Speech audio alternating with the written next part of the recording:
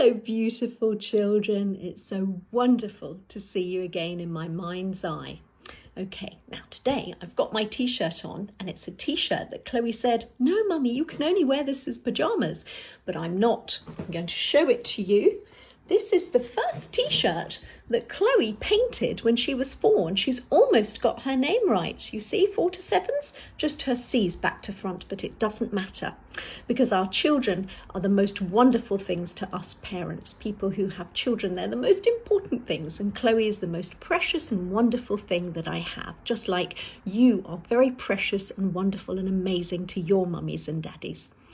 Okay, so what are we going to do today? We're going to do the Parashat, the third Parashat, called Bo, in the second book of the Torah called Shemot. And why have I mentioned Chloe straight away today? Well, because Parashat Bo is her bat mitzvah Parashat, but her actually birthday is coming up in 2 weeks' time, and so's mine. We're a day apart. So in 2 weeks we can all sing happy birthday. Okay, so are we ready to roll back the time? Are you ready? Rolling back the time, and one more, rolling back the time, and one more, rolling back the time, and thinking and thinking and thinking. Let's get those laminates ready to tell the story of Parashat Bo in the second book of Shemot. So much is happening in this week's Parashat. Well, we're about to get another plague, the plague of Arbe, the 8th plague. We've already had 7 in last week's Parashat, and there are 10 plagues altogether. And Paro is being naughty with a hard heart, like Hashem had said, not letting the Jewish people go. And he sort of says, okay, you know what, if you want to go, the men can go, but nobody else. And Moshe and Aaron says, absolutely not. That's not going to work. We're going to go with our women, our children, our animals, our old people, our young people. We're all going to go. And Paro said, oh, no, you're not. And Moshe and Aaron said, oh, yes, we will at some point, but obviously not yet. So Paro only agrees to let the men go to sacrifice. So here come the plague of locusts. Vayat Moshe et Matehu, Ruach Kadim, Vayal ha'arbe, Vatechshach ha'aretz, Vayuchal. So along comes Moshe's stick in the air, and the locusts come in on eastern wind, and they cover the whole earth, and they eat, and they eat, and they eat, and they eat, until all that anybody could see around was darkness. They ate everything, the trees, the crops, the leaves, everything that wasn't destroyed in the plague of hail, which of course destroyed the barley harvest, but we know that the wheat and spelt harvest came later, so that was completely decimated, destroyed. Was Paro going to listen? Was he going to say, let the people go? Well, he did have enough of the, let me see if we can see them here. He did have enough of the locusts, and he did say, yes, I don't want them anymore. Yes, I'm sorry. Yes, take them away. Just take it away. It's horrible. So the locusts went, locusts pickled in the jar or wherever these locusts all went. Okay. And did Paro say, yes, okay, I'll let the Jewish people go? Of course not. No, I'm not letting you go. Why should I let you go? You're my slaves. I am not letting you go. Okay, Paro, here's another plague for you. You've had Arbe. Now you're going to get choshech, darkness. Vayat Moshe et yado al hashamayim, vayhi choshech hafela, shloshet yamim, ulechol b'nei Yisrael haya or. If you lived in Goshen and you're Jewish, it's fine. Put your sunglasses on. There's a lot of sunshine. If you're an Egyptian, I'm afraid it's darkness for you. And on the 3rd day,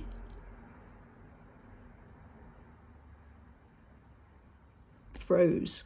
Everybody, all the Egyptians, froze in the darkness. It was so thick, the darkness, they couldn't move. And what were the Jewish people doing while the Egyptians were frozen in darkness? Well, the Egyptians couldn't do anything, but the Jewish people were very busy. They were very busy going into all the Egyptian houses and checking to see where the gold and the silver and the pearls and the clothes were, because something's going to happen with that later. But they didn't steal anything. They just at that point looked and looked and looked and looked and looked, right? That drawer's got that gold, this cupboard has got that silver, that closet has got those clothes. They didn't take anything, they just looked, because SPS, some people say, aka also known as the Medrash, it would have been also embarrassing, because 4 out of 5 Jewish people were actually not fit to leave Egypt and become Hashem's special people. They weren't worthy enough. They weren't good enough, and they didn't believe in Hashem, and they didn't believe that they would ever be anything other than slaves, and they believed that they would just die in the desert. They didn't want to go. So they died during this plague of darkness, and as the Egyptians were frozen in the darkness, the Jewish people were able to bury their dead so that the Egyptians would not see and would not know that even this had happened. Okay, so that's the plague of darkness. Hopefully you can see the plague of darkness. Okay, and in between all of that, Hashem decides that it's time for the Jewish people to have some more mitzvot. The mitzvah of the lunar calendar, the moon. We don't go according to the Gregorian calendar, 4 syllables, the sun. Jewish people go according to the moon, the lunar calendar. We watch out, there's a big mitzvah to watch out for that little slither in the sky of the new moon, Birchat HaChodesh. And then the moon gets bigger until it's full at halfway through, and then it goes smaller and smaller and smaller and smaller, and at the end of the month it disappears. You can't even see it. Oh, moon, where are you? You've gone. Oh yes, here you are again. Oh, Rosh Chodesh, wonderful. So, HaChodesh Hazeh Lachem Rosh Chodeshim. So we now, Jewish people now today, we now have a fixed calendar that was created for us by someone, a sage, an amazing sage called Hillel.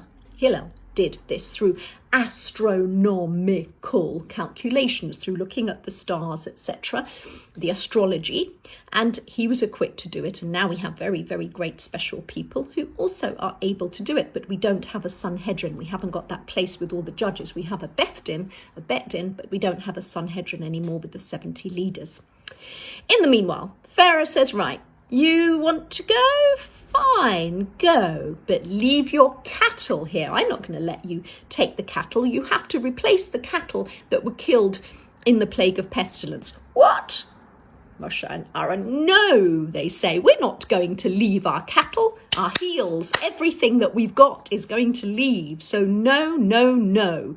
If you won't let the people go, we are definitely not going to go without our cattle. We will go with our women and our children and our cattle and our mummies and daddies and children and men and women. Everyone is going. And Paro says, okay, fine. No, get out, Moshe. Ki b'yom re'etcha panai tamut. The day you see my face, mate, that's it. That's the end of you. And Moshe is quite calm and says correctly, yes, you've spoken correctly, because I'm not going to see you again and confront you. I'm not going to have to come again and ask you for something. This is the last time that you see me in this way. But the next time you see me, it's going to be you doing the begging, Paro. It's not going to be me asking you for anything. So we're very happy that we've got our Jewish calendar. So what did the Jewish people have to do next? Well, there was another mitzvah for them to do, which we still keep today, except that today we don't have it roasted anymore. But in the time of Yetziat Mitzrayim, before the Jews had their exodus, that they were going to leave Egypt, the mitzvah of their special Korban Pesach was roasted. So what was roasted?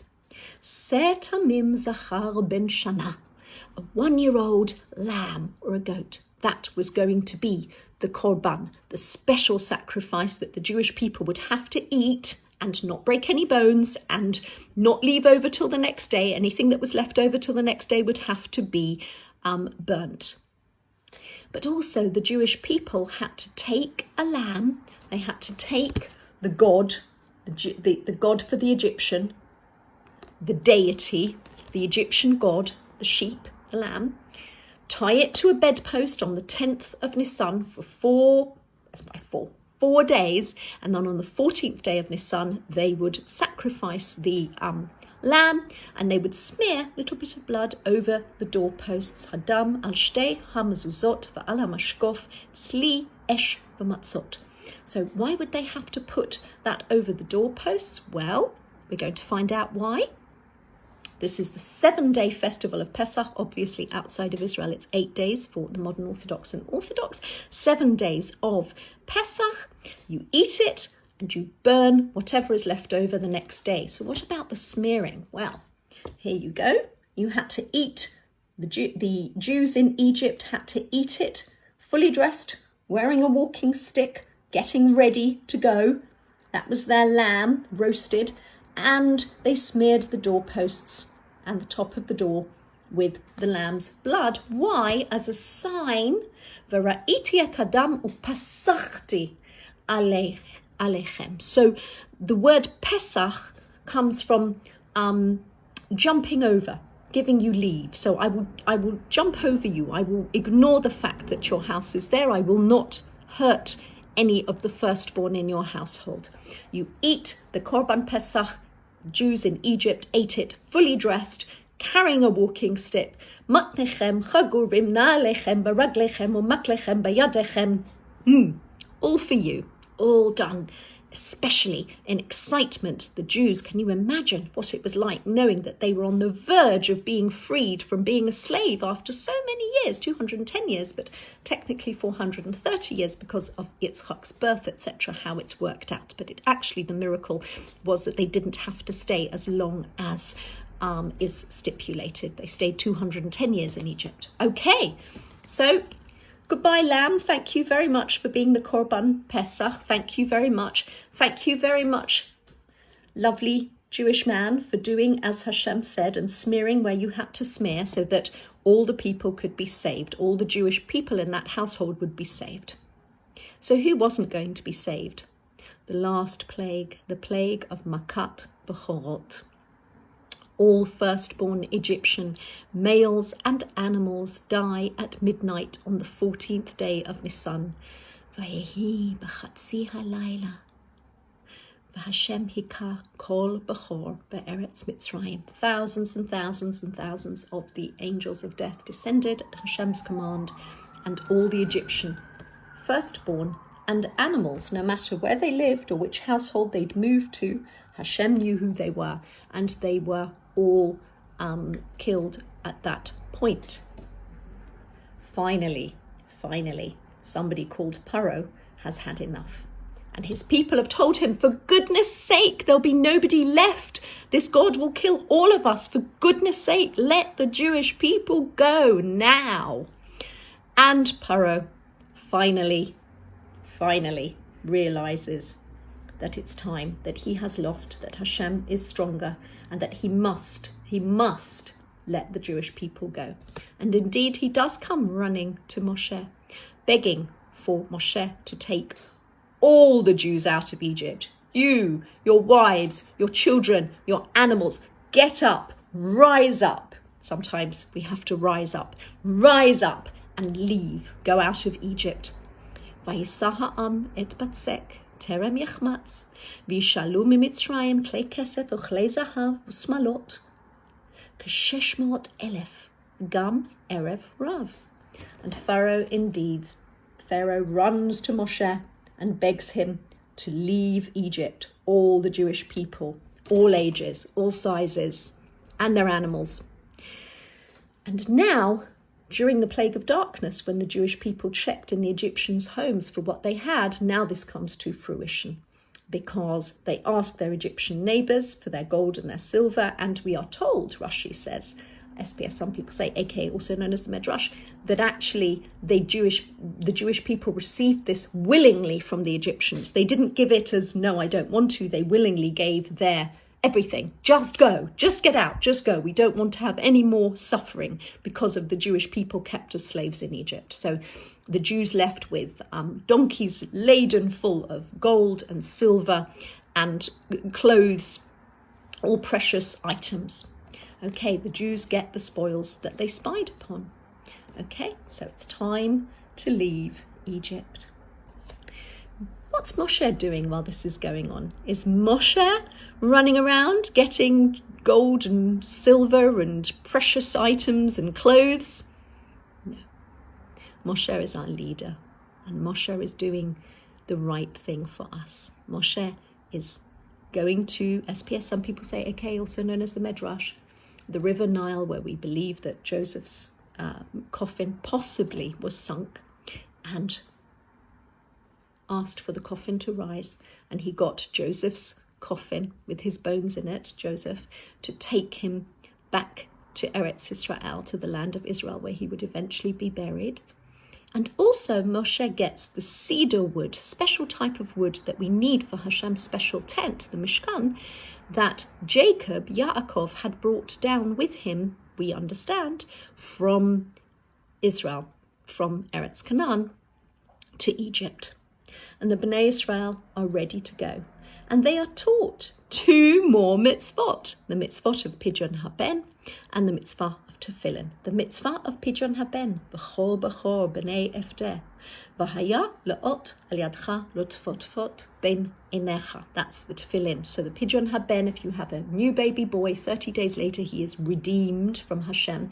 We buy him back from Hashem with $5 silver or the equivalent currency in this country.